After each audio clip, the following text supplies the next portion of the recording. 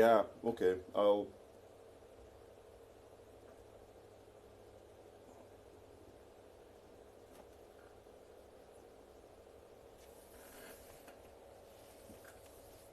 yeah, perfect.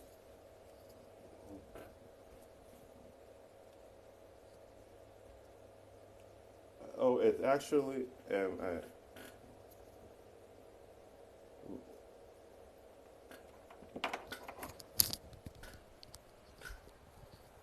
okay, I guess we're live now. So, yeah, I'll just send in the invitation.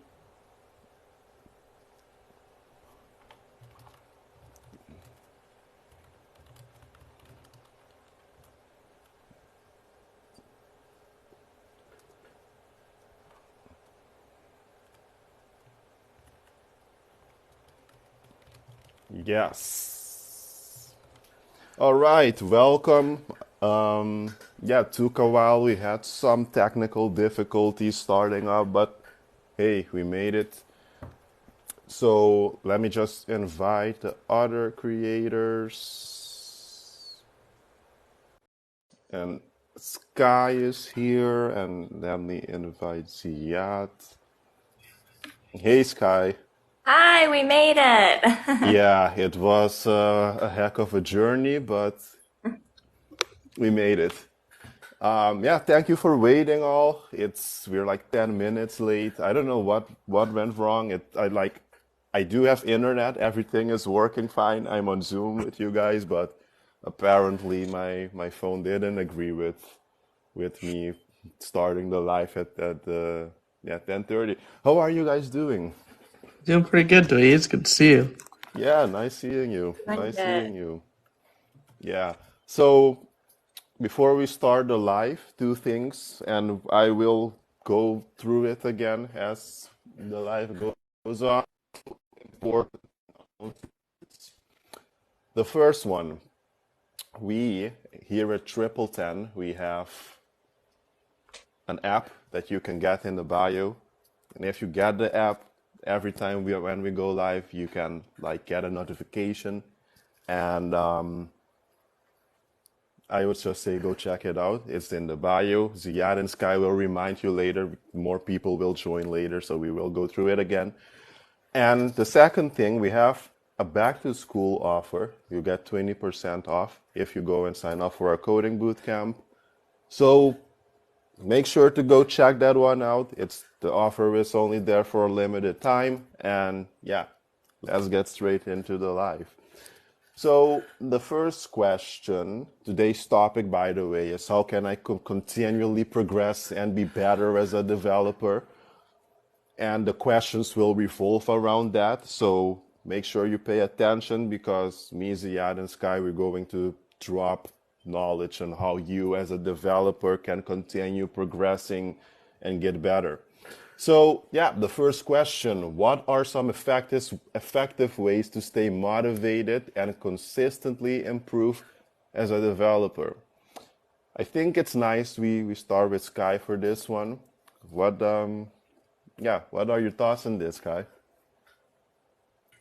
Well, to stay consistently motivated, I think one thing that helps me is following other creators that are in the same space that kind of are similar to me or people who I can relate to that are doing things that I consider like goals of mine. So people who are doing like even more than me.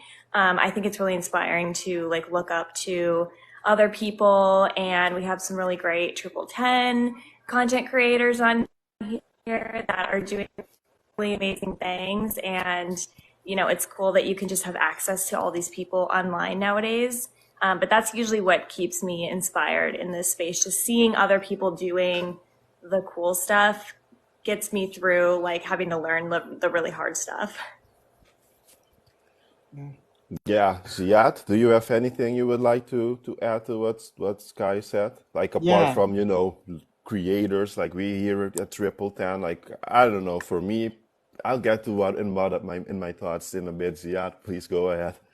Yeah. I mean, going off of what Sky said, like really surrounding yourself in an environment where you're always thinking about tech and you're always like seeing cool and new things is really important.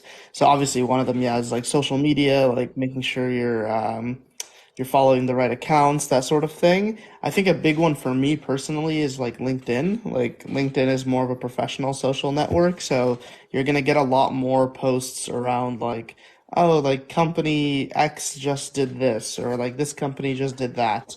And I think that when your free time is like surrounded by all these cool topics, then you're kind of like always in the right headspace to like learn a lot and stay motivated, exactly, to learn more. And I think that's especially important even after you start doing software engineering professionally, like after you get a job or after you start freelancing or creating content or whatever it is. Like you really make it your whole life. Like it's not just a 9 to 5 job, but it's like you live in tech. So the rest of the day that is your free time, like spend it reading, spend it on social media even, but like on like tech related topics, that sort of thing. So I think yeah, surrounding yourself in the right environment is definitely the number one piece of advice I'd say. Yeah. With LinkedIn, also, I personally not on LinkedIn like that. I mean, I am on LinkedIn, but not in the tech space. Um, what it's just a question. Maybe you guys are on LinkedIn. Yeah, Jiyat is on LinkedIn. Sky, are you on LinkedIn as well? She's on mute, You're maybe. on. Oh, sorry, I Yeah. couldn't unmute myself. I am on LinkedIn, and Mhm. somebody just said, MZ Code said it's like bringing the office home. So that's why you only go on LinkedIn when you're at work. That's how you solve that. Just use your office hours to go on LinkedIn. But yeah, I'm on there. It's a really good way to stay connected with people and see like all the newest things, newest achievements going on. Mhm. But yeah, it definitely is like a little bit more worky than other social media apps. Yeah. Yeah. Yeah, it's really different. I've been using it. I got on it recently, and you see people posting their accomplishments and the projects they're working on. I find it really cool that you get to see that side of people. Normally, I'm more used to what they do in their everyday life. But yeah, it's definitely another way you can like stay motivated and keep yourself updated real time. So the I'm just going through the chat. If there are questions in the chat that I missed, please let me know. But I will keep an eye on the chat as well. So the next question will be, how important is it to set goals in your developer journey? So yeah, if you like, what tips can you do you guys have for setting achievable milestones? Ziad, would you like to go first for this one? Yeah. I'm glad this question was actually brought up. Recently, like in my own job, I switched like teams recently, and so this has been kind of like talked about a lot. Like, how do you set initial goals and milestones and stuff? Pretty much in actually like a lot of jobs, what they'll do is they'll set like very specific day milestones. So it's like in your first 90 days, you should have achieved X, Y, and Z. In the first 180 days, you should have achieved, like ABC, something like that. So I think that's like definitely worked in a work environment where you tell yourself, like, you start with the goals, you say like by day 90 I will have learned Python, for example, and then you start kind of like working backwards from there. It's like, okay, now what does it actually take to learn Python? Like, I need to learn if statements, I need to learn error handling, like a lot of these different topics, right? And set kind of like day milestones for them. And I think by working backwards, that's tended to work for me and for like a lot of other folks in a work environment, and that'll also help you kind of get in the right mindset, so when you do eventually like get a job in tech or start your own company or whatever it may be, you have that framework where you're like, okay, like I need to get this done by this certain day. And I think more importantly, also like being realistic about them. You can't say by day five, like right now I don't know any programming, but by day five I'm gonna have Java, Python, and JavaScript all mastered. So setting like realistic goals, I think, is important as well. Yeah. So how did day 5 look for you? Like how far were you at your day 5? How did that look like? Yeah, so my whole goal, like my final target was like to just learn like the new teams like code base and like know what every person's role on the team was and stuff like that.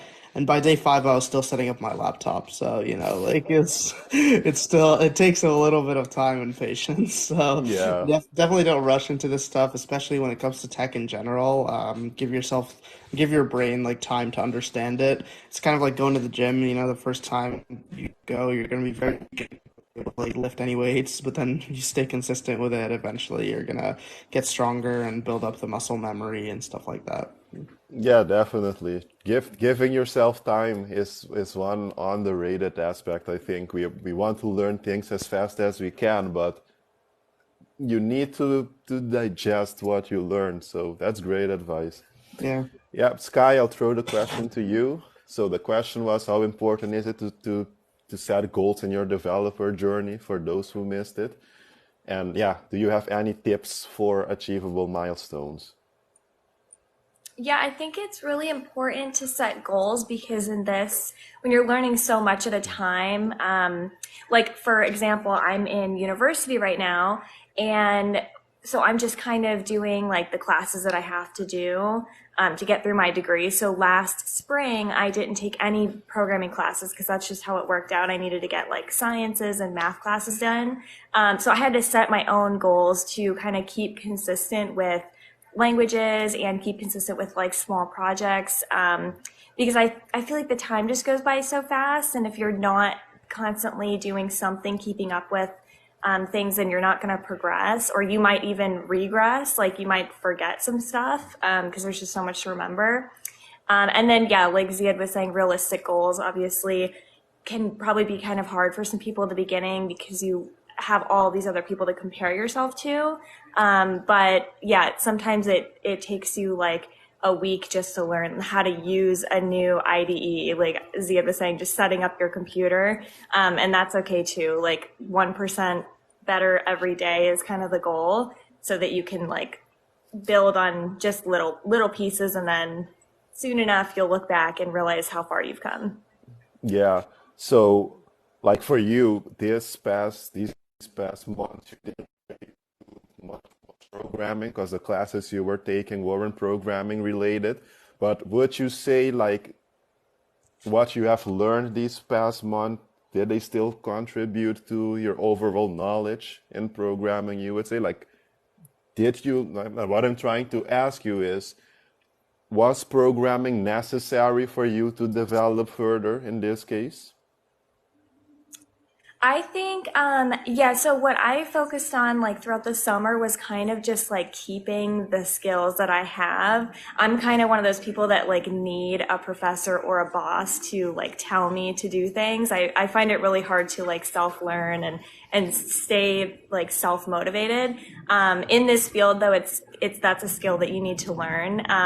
But I kind of just, I worked on like some small projects, and I've played around with some other languages. Like it was kind of nice not having programming programs to turn in for classes because I could just do whatever I wanted. So I played around in like Python. But yeah, I just tried to not lose anything over like the spring and summer. And now I'm going to be doing data structures and algorithms in C++ this semester. So I'm gonna get my fill of learning this semester. Yeah, by the way, Sky is starting school again tomorrow, so wish Sky good luck. I really like, yeah, I admire that you are, still going at it. I really do. So, yeah, someone asked in the chat, you always face resistance when you code and procrastinate any solution. Yeah, if I could give an advice regarding procrastination, it's a matter of consistency, as you said yourself earlier, and you just gotta like set a specific time of the day that you dedicate to programming. So try and do that every day at the same time, and yeah, you will not have like days where you completely don't do anything if you stick to it.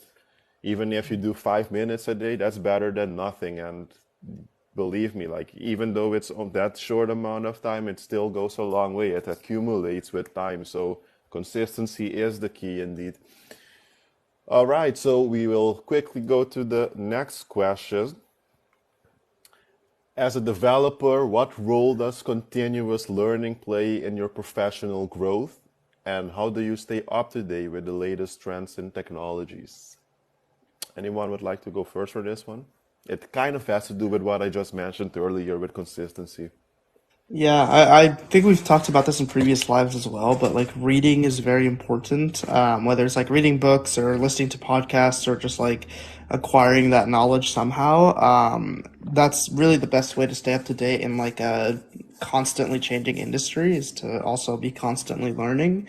And even if it's like a topic that you are very familiar with, like getting in that habit of always reading, always listening, or like even watching YouTube videos, like stuff like that, is very important because there's just always new things like coming out, especially in tech. So if you want to stay relevant and up to date, that's incredibly important. And I think it kind of goes back to what you said, Dewey. It's like staying consistent with it is important. Like throughout your, really it should be your entire life of working in tech should always, you should be like surrounding yourself with like a source of knowledge like that and doing it like on a daily or semi-weekly basis or something where you just like either pick up a book and read or pick up a book and listen to it or watch some YouTube videos about a certain subject you're interested in or something like critical because I mean I've definitely like my dad worked in tech for a really long time and lots of family friends we know just couldn't like stay relevant because they like focused in a specific niche and kind of like stopped learning from there. So that means like as things changed in tech, they just kind of became like obsolete, I think is the right word. Like it's not, their skills aren't relevant in like today's day and age, for example. So it's very important. Yeah. And like, what would you say is your source? Because personally, for me, you are my source of tech knowledge.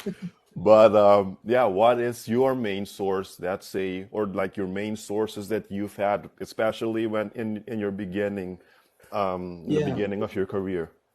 Personally, I listen to a lot of podcasts on like Spotify and stuff. There's a few good ones. Like Masters of Scale is a great one if you're interested in like tech startups and what people are doing. How I Built This is a really good one.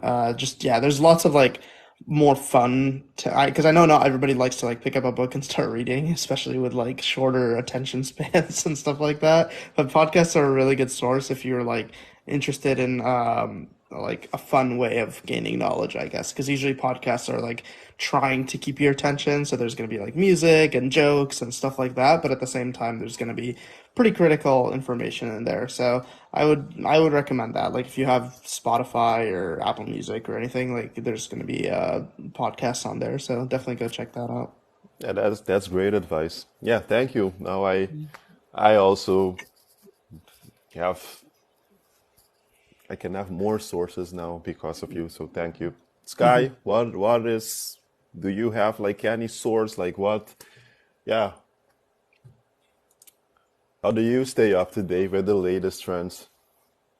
Okay. I mean, latest trends. Wait, what was the question? How do I stay up to date? Yeah, so it was two sides, two questions. So as a developer, what role does continuous learning play in your professional growth? And how do you stay up to date with the latest trends in technologies?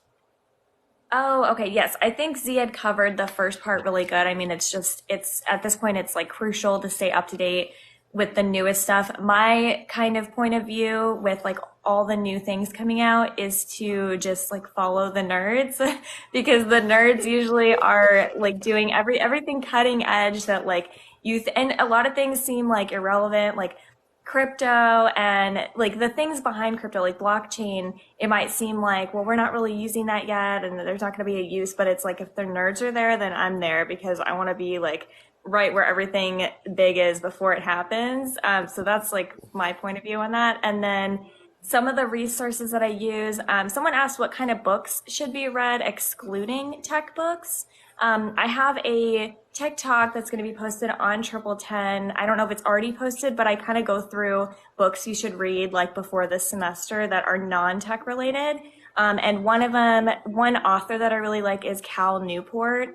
He's like in the tech space and he wrote Deep Work, which is all about like really focused work and like not getting distracted, which is really helpful for coding and stuff. And then he wrote So Good They Can't Ignore You. And that one's just also a lot of really good tips on like how to be super successful in any space. But those are kind of the things that I read a lot of books and podcasts too. Yeah. Yeah, cool. Thank you for sharing your insights. What about you, Dries? How do you stay up to date? How do I stay? Yeah, as I mentioned earlier, like this is how I stay up to now. It's one of the ways I stay up to date. I like for me, I blogs. Like Mm, there's those websites, like those big tech websites, like TechCrunch and things like that. Like I go and I read. Sometimes when I'm bored, I just go on and I read some articles. It's usually what I or on Instagram or TikTok, my algorithm is like filled with tech stuff. So when yeah. I just scroll on the Explorer, I usually see stuff that I didn't know. It's mostly from that and blogs and this life. If, by the way, this life, we are here every Wednesday at 10:30 Pacific time. It's 10:30 or is it 9:30? Yeah, the Yeah, it's time time. zone. Yeah. So yeah, we drop knowledge here every week. So make sure to join. We have different topics we discuss. It's fun. I love them. The Mhm. audience loves it too. So yeah. All right. So yeah, thank you for shooting the question back at me, by the way.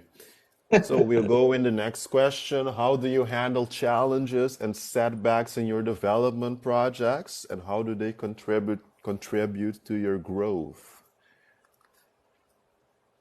Mm. Sky, would you like to go first for this one? Sure. So, how do I handle challenges and setbacks? I mean, honestly, like again, in this industry, I feel like every small thing is like a challenge. I feel like in other industries, like I've worked in healthcare, I've worked in HR, I've worked at grocery stores, and once you learn the job, it's kind of like okay, the challenges are over, and then it's just smooth sailing. And once in a while, once every couple months, something comes up that you haven't seen before, and you have to kind of deal with it. But in this industry, it's just like it just depends on how open you want your door to be to challenges. Like, if you are constantly learning new things every day, you're going to feel like there's these new challenges that you have to overcome. And that's a good thing. It means you're learning. But yeah, it's just, you just learn how to deal with them. And sometimes if you feel like maybe you're being too challenged, you can kind of like take a step back and just hone what you already know and keep that stuff going. But yeah, you have to get used to challenges, and then you'll get more used to them, and you'll kind of understand like I'm not an imposter. I'm just learning, and everyone's constantly learning. But yeah, I try to welcome challenges. It's hard not to in this field. Yeah, yeah, I think that's a very important trait to have as well, is by accepting it, because I think that's when the learning happens. When things are hard, that's when you learn the most. Even though you can do a lot at that point, as you keep on going, at some point you will start to get the grasp of things. So you start to grasp things. So I think that's like a good, advice to people. Like if you're the beginners, if you take on challenges, that's when you become better. So yeah, do you want to add anything to what Sky just said?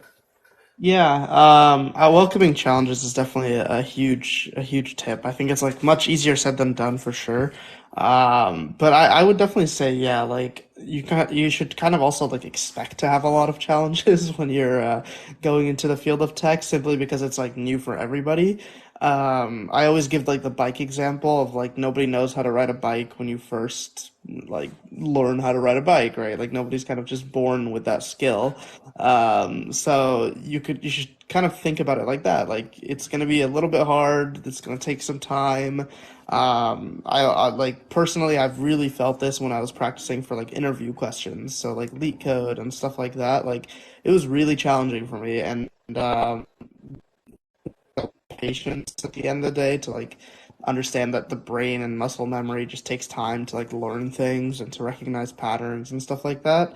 So yeah, like expecting to be frustrated, I think is going to be like a pretty big tip. And in terms of like knowing how to accept challenges and welcome them in. So yeah, just even if you're like a really smart person, I think that those are the people that usually have the most difficulty with things. Is like if you were just always like naturally talented at like math or something like that, you kind of go into a field like tech and expect that you're just gonna kind of be smart in it, but that's really not how it works. Like no matter how smart of a person you are, like things just take time to learn. So I would kind of expect that going into the industry.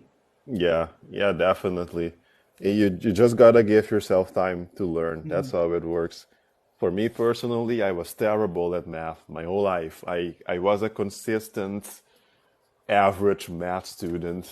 So, but I still did it. And if I look back compared to how I was, like for example, when I entered university and now there's a big difference. So yeah, and even like I think like when you come across something you can solve, don't like beat yourself up and stay hung over it for like 3 days. Go do something else, and then come back to it. I think you progress better in that way as well. Mhm. All right. So someone asked in the chat earlier, the founder of Stable AI said there's no programmers after 5 years. Is that true? Yeah, good question. We talk about this a lot. We talked about this last week, I believe, as well. And yeah, we concluded that no, that's not true, to give a short answer to your question. So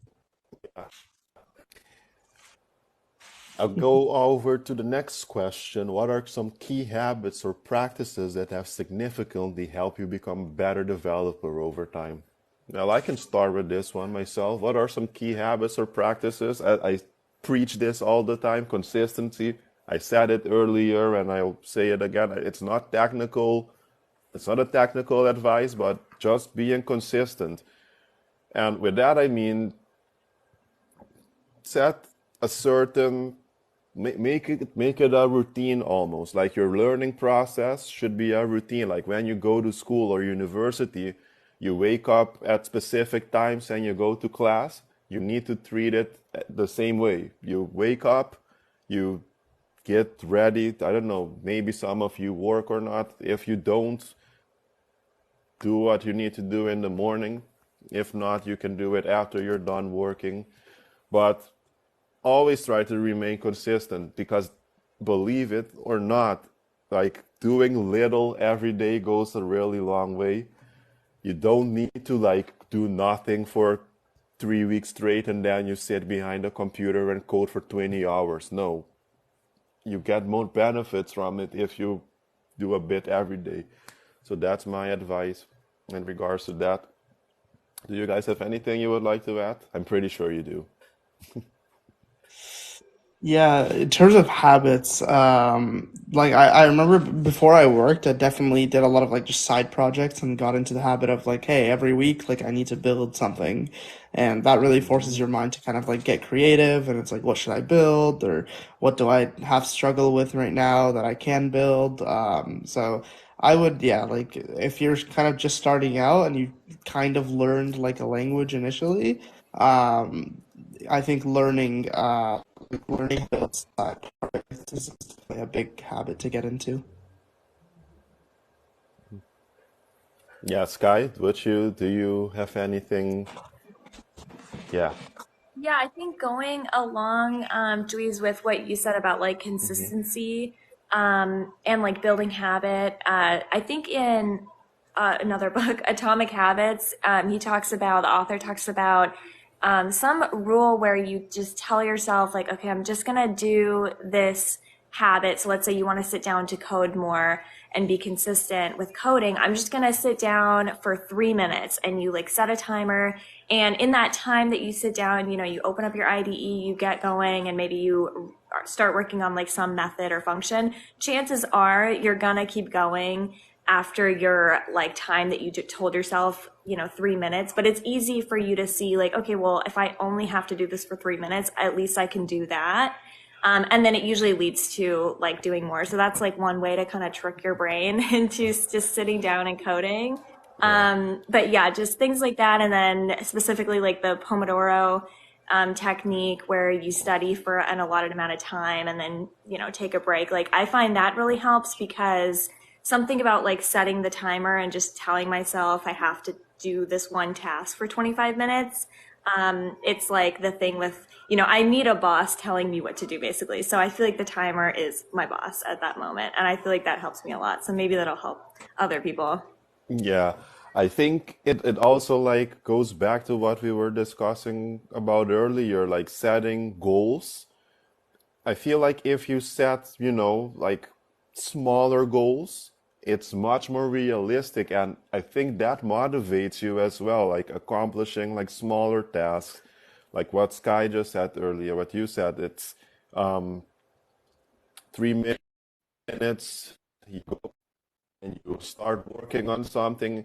And as you're working on, like, even if you don't feel like doing a lot, like you do, let's say 3 minutes today, like the next day, maybe you'll do 10, because what you were working on the previous day, you have like I don't know, a bigger idea of what you want to do. So yeah, I think it really like, it's about tricking your brain essentially. That's what it is.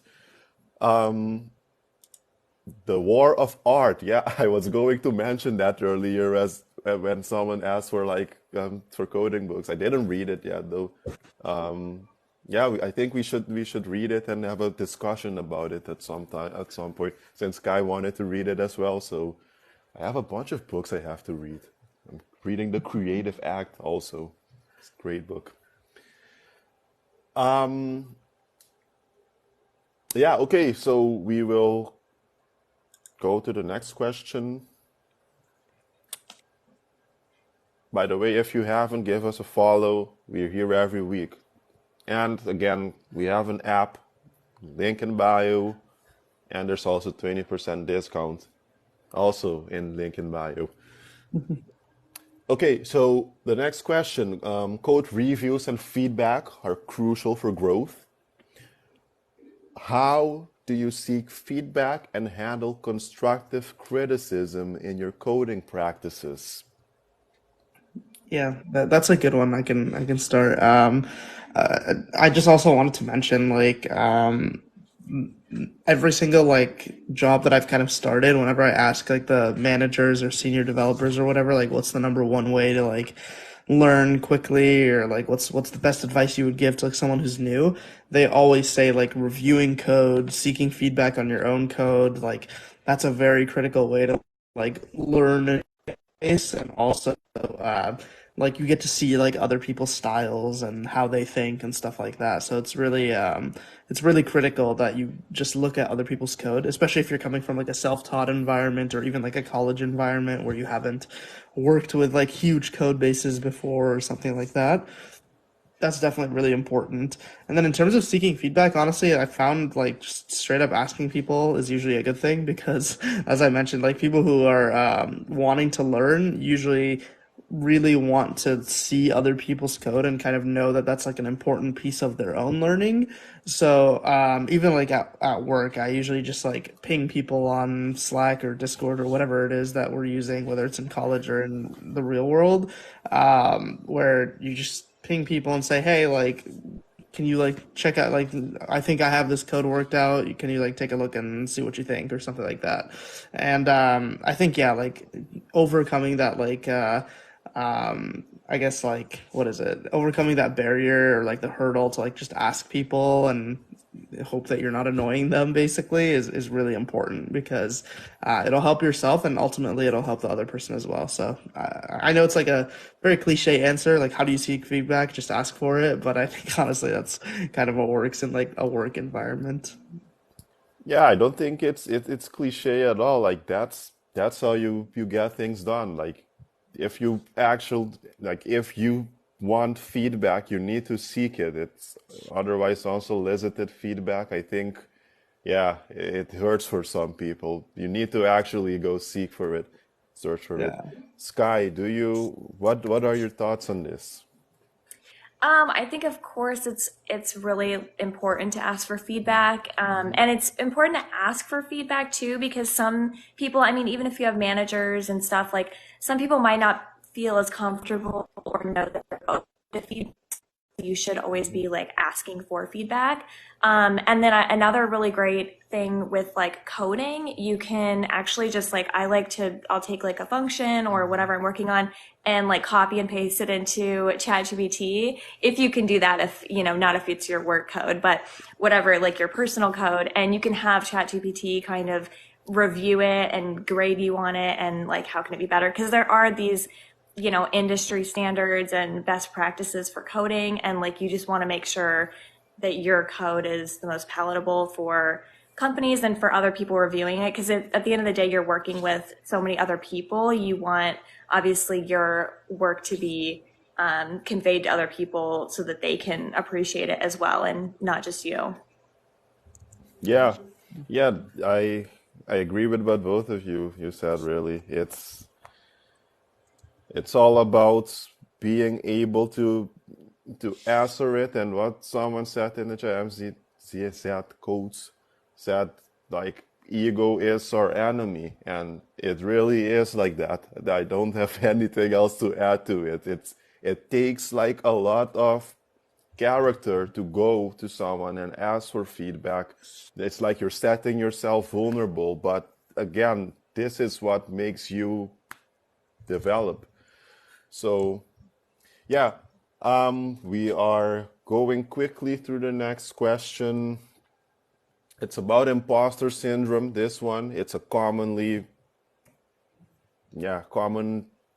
thing among developers. I've had imposter syndrome. I don't know if you guys have had it, if you still have it. I still have it. But I, yeah, how do you cope with imposter feelings and, maintaining confidence in your abilities as a developer? Yeah, I've always said that imposter syndrome is one of those things that I think every developer or software engineer is just gonna have to like learn to live with because you're always gonna kind of have it. I think I mentioned this last time where developers are either in a state of like ultimate confidence where you think you know like everything, or you're in imposter syndrome. So it's just those are like the two states of mind that you're constantly going to be switching between. But I think what we mentioned earlier, like overcoming that confidence barrier to like be willing to ask people questions and no question is a stupid question, that kind of thing is like very important things to try to like kind of instill within yourself to eventually help with imposter syndrome. But just accepting that you're always going to kind of have some sort of version of it is very important. Yeah, Sky, how do you experience it? I mean, of course, I have imposter syndrome, and then like Ziad said, like there's good days and then bad days. Like some days I'm like, oh my gosh, I'm the best, and then other days I'm like, I'm actually the worst. I'm literally the worst in this field.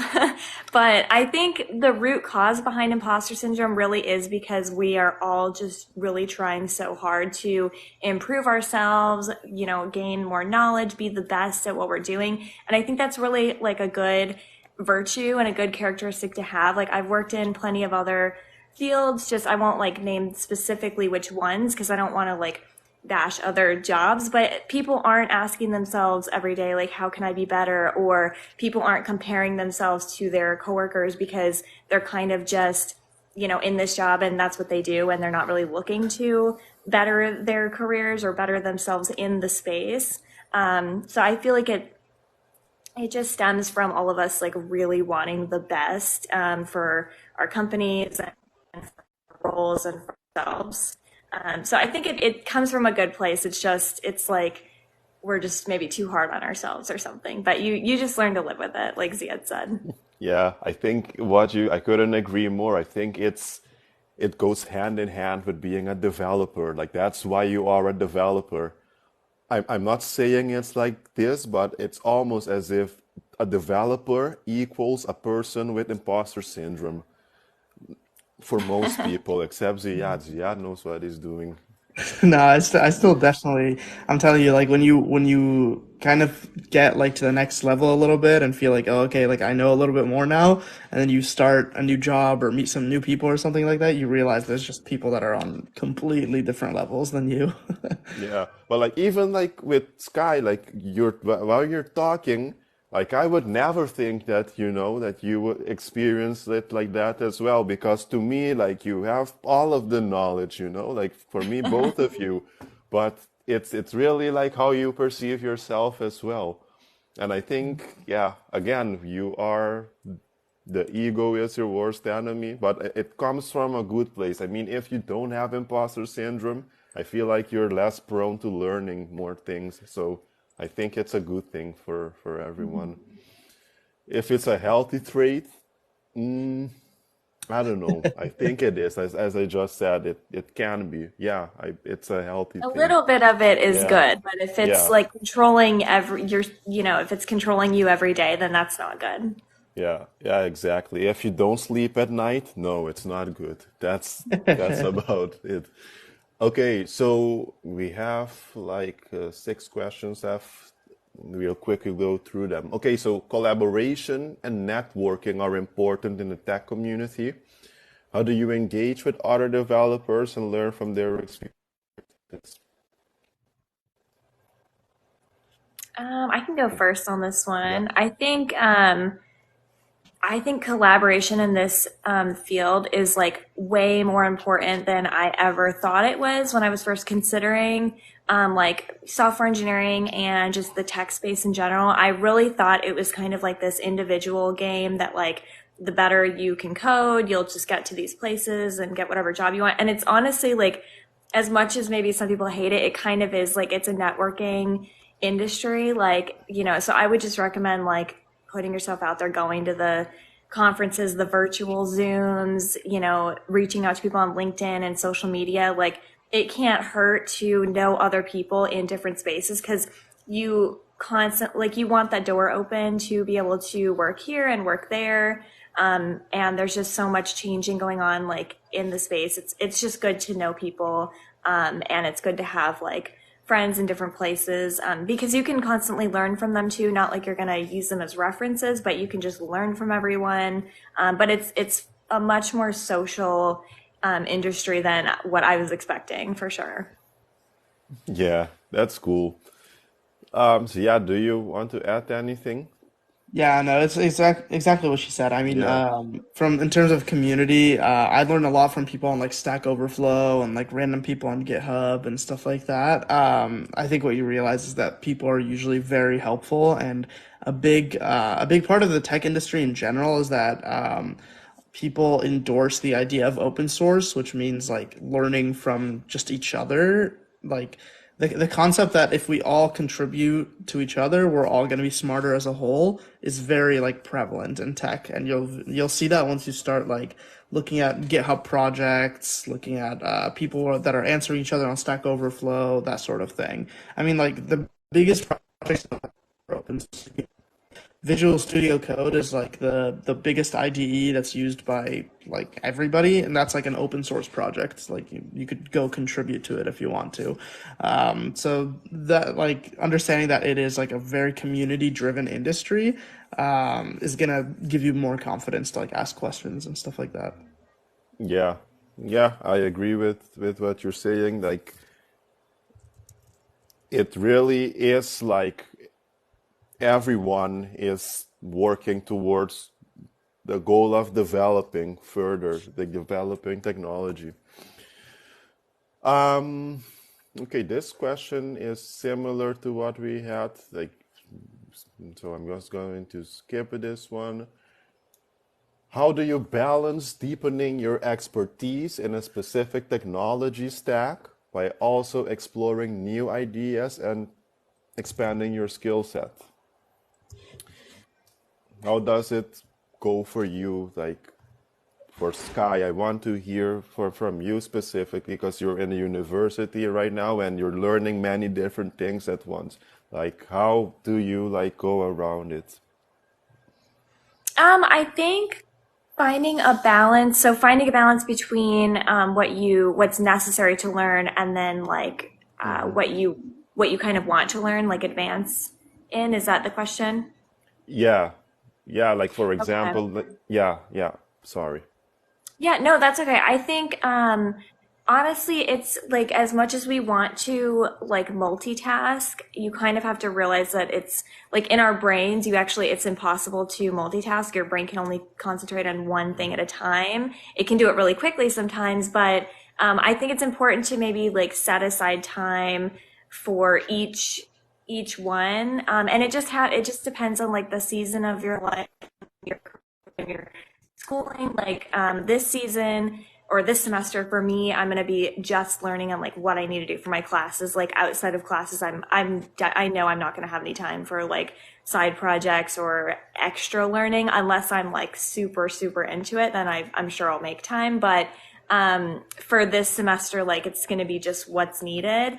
And then maybe like next semester or even like in the spring, I found myself being able to look at new technologies and like over the summer, I could kind of focus on what I wanted to learn and like advance in because I didn't have to focus on too much for my school or for a job or anything. So it just depends. But I feel like either way, you shouldn't feel bad. Like if you're just focusing on what's needed now, you shouldn't feel bad that like, oh, I'm not learning like the newest stuff because there's always going to be time to, there's benefits to both. And there's always going to be time to learn new stuff or work on stuff now. It just depends on what you're doing right now. Yeah, thank you. Wow, that's a really nice insight. Thank you for that. Oh, So okay. yeah, do you like want to like from your side of things, how do you Yeah. go about yeah. Can you repeat the question one more Yeah, time? so how do you go about balancing your deepening your expertise in a specific stack, so something you already know, and also like expanding your knowledge on what you already know? Yeah, yeah. What Sky said definitely makes sense. Like you have to understand that it's okay if you're not learning everything all at once, because that's kind of like the imposter syndrome side of things that we talked about. Like understanding that you're just not going to be an expert in every field ever, is pretty important. And also at the same time, like usually if you're like you need to really go off of your own interests. If you're really interested in web development, for example, and everybody's talking about AI, you shouldn't feel bad for like, oh, like I'm not learning anything about AI or something like that, right? Like if you're not interested in something, that's totally fine. And I feel like a lot of people, especially nowadays, get peer pressured into like these buzzword kind of things. And you really see this once you start, like if you're on LinkedIn, you'll know that like every other day there's a new company called like something.ai that's just like doing something with AI, right? And it feels like there's a lot of folks that are just going into like AI, for example, because like just for the sake of going into AI, like it's not like a huge interest, for example, for them. And I think that's a very critical piece when you're talking about like long term, you're going to be in this industry, you're going to like it's not an easy industry, so you need to really be passionate about whatever niche that you're in, and that's really the way that you're gonna like be motivated to learn more about it and read more into it. And I think the really cool thing is that like all areas of computer science have a lot of like depth. Like if you're interested in databases, you can really go deep in databases. If you're interested in like web development, you can really go deep into that. Game development, there's just like so much like breadth and depth to the industry, that you're never going to be like short of learning something. Yeah. Yeah, it definitely with also with AI especially again it's like there's something new coming out every day. You can't keep up with everything. It's I agree with what you said. Okay, so this one hackathons. Have you guys like partook in hackathons before? So the question is hackathons and coding challenges can be great for skill enhancement. And yeah, have you participated in hackathons and how have they influenced your development journey?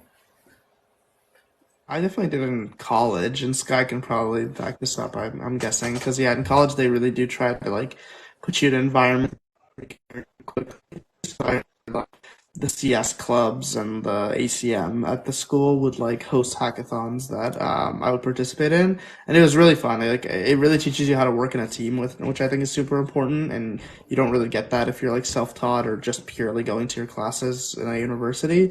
So yeah, the experience was really positive for me. I learned like what challenges arise when you're working on a coding project with like 3 or 4 people. Yeah. Yeah, I definitely have. I did one coding challenge, and I know. Sorry, there's a jet overhead. I don't know if it's really loud or not. It's loud for me. Yeah, I did a coding challenge last summer. Do you guys hear that? Yeah. It's like a hum. You can hear that? Okay, I can barely hear myself think. I don't even live that close to like a base. It's pretty far away. But yes, I did a coding challenge, sorry, last summer, and it was really cool. It was really like inspiring. It was specifically for like female computer science students. So it was really fun to see like all the girls there, and they were giving out like amazing prizes like TVs and Nintendo Switches and monitors. It was really cool. And then there was a little career fair afterwards. So yeah, if you have any opportunity to do a hackathon, I know there are a lot on Zoom or that are virtual nowadays. I think Google does one every summer. So I think if you have an opportunity to do that, you definitely should. There's no reason not to. And it does put you in an environment where you can like quickly learn. Yeah.